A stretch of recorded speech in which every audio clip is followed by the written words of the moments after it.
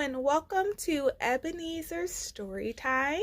I'm getting ready to read The People Could Fly, and this is a collection of American Black folktales told by Virginia Hamilton, and the book is illustrated by Leo and Diane Dillon. This book has several stories in it, several folk stories in it. I will not be reading them all, but I will start off with the first one, which is He Lion, Bruh Bear, and Bruh Rabbit. This book was dedicated to her father, Kenneth Hamilton, and for all who've told the tale. Okay, so this is the story that I will be reading. This is the introduction. I will not be reading the introduction for this Ebenezer Storytime episode, but I did want you guys to get a look at what the book looks like inside and out. And we're gonna start now. When I did my trial run for this, it did take me 15 minutes to read it the first time, so we'll see how long it takes me to read it now that I'm live recording. He Lion, Bruh Bear, and Bruh Rabbit. Say that He Lion would get up each and every morning, stretch and walk around. He'd roar, me and myself, like that. Scare all the little animals so they were afraid to come outside in the sunshine, afraid to go hunting or fishing or whatever the little animals wanted to do. What we gonna do about it? They asked one another. Squirrel leaping from branch to branch just scared. Possum playing dead, couldn't hardly move him. He Lion just went on, sticking out his chest and roaring.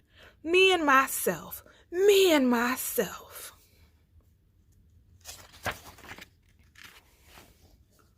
The little animals held a sit-down talk, and one by one, and two by two, and all by all, they decide to go see Bruh Bear and Bruh Rabbit, for they know that Bruh Bear been around, and Bruh Rabbit say he has too.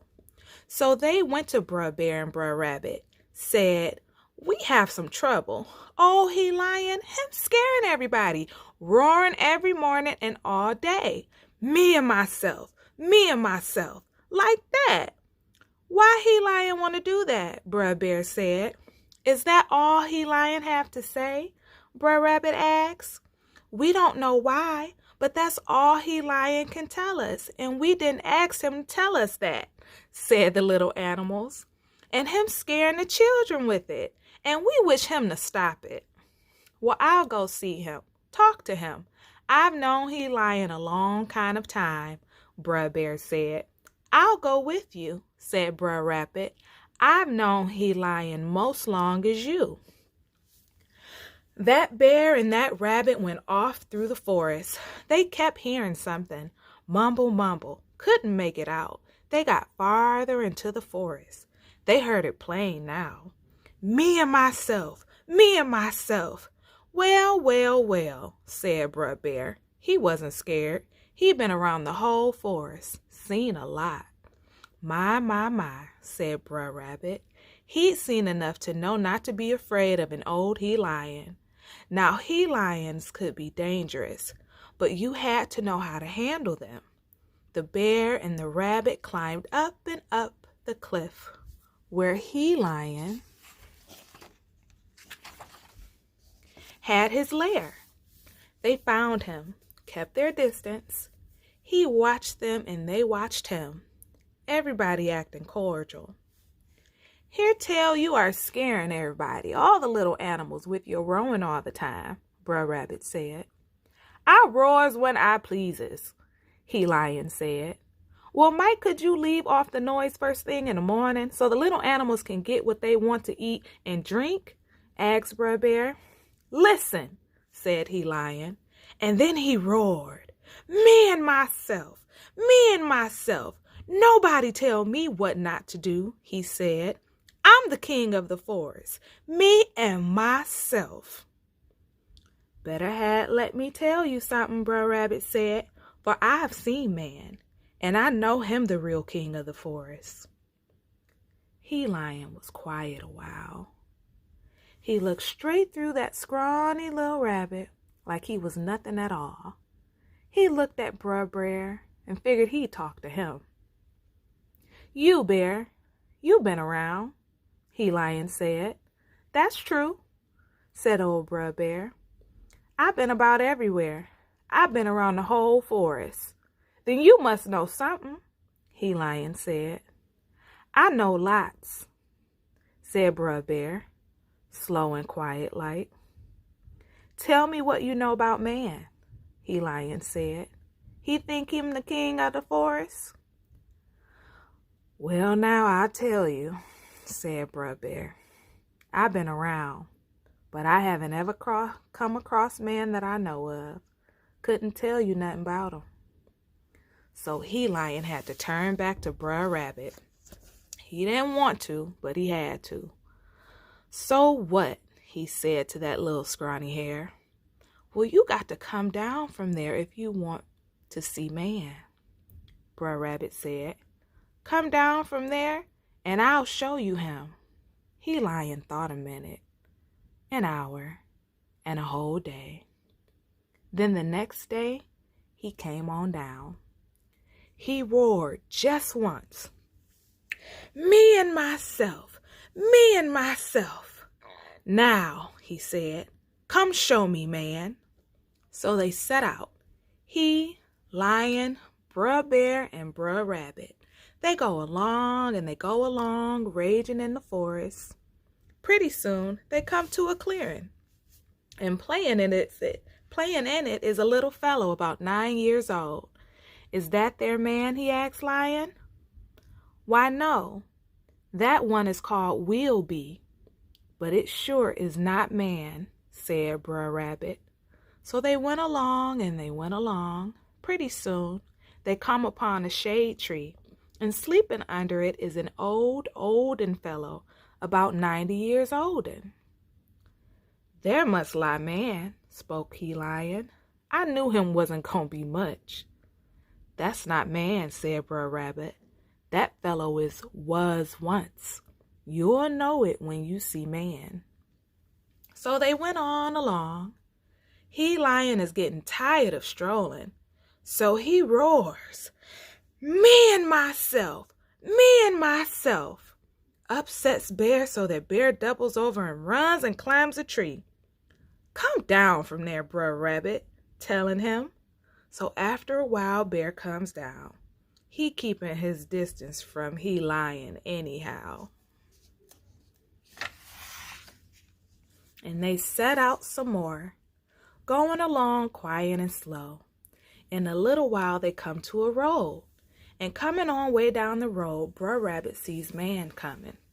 Man about 21 years old, big and strong, with a big gun over his shoulder. "There," Bruh Rabbit says. "See there, He Lion? That's man. You better go meet him." "I will," says He Lion, and he sticks out his chest and he roars, "Me and myself, me and myself," all the way to the man. He's roaring proud, "Me and myself, me and myself."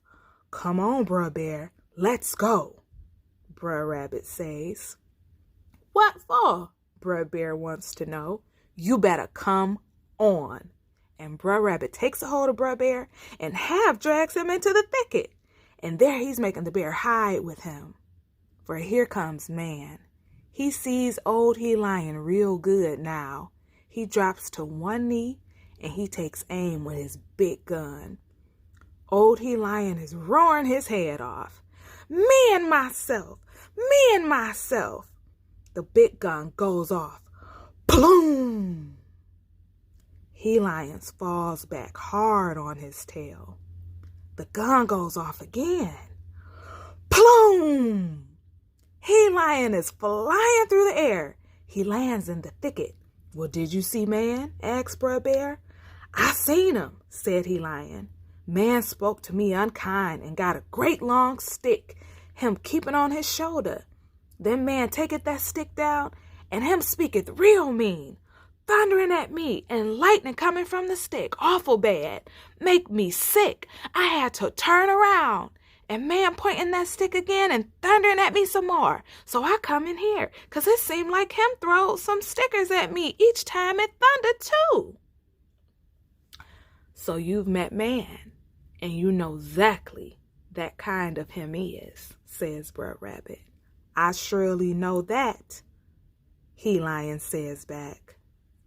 After a while, after he, Lion, met man, things were some better in the forest.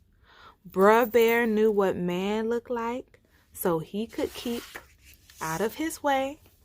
That rabbit always did know to keep out of man's way. The little animals could go out in the morning because he Lion was more peaceable. He didn't walk around roaring at the top of his voice all the time. And when he Lion did lift that voice of his, it was like me and myself and man. Me and myself and man. Like that. Wasn't too loud at all. Animal tales are the most widely known black folk tales because of the minimal labor slaves were made to do. The menial labor slaves were made to do. They observed and came to know many kinds of animals through their daily lives. They developed a keen interest in these lowly creatures. Because they had so little knowledge about the fauna they found here, they made up tales that to some extent explained and fit their observations of animal behavior. Furthermore, the tales satisfied the slaves' need to explain symbolically and secretly the ruling behavior of the slave owners in relation to themselves. As time passed, the tales were told for more than entertainment and instruction.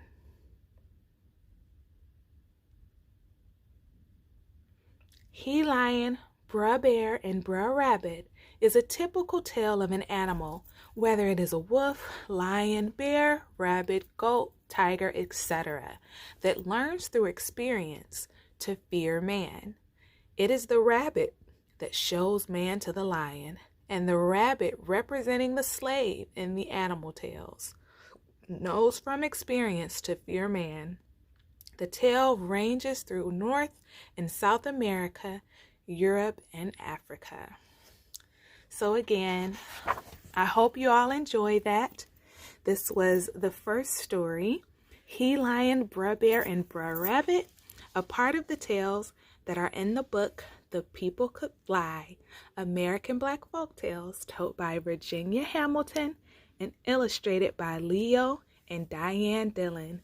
Thank you all so much for joining us of this episode of Ebenezer Storytime. Bye.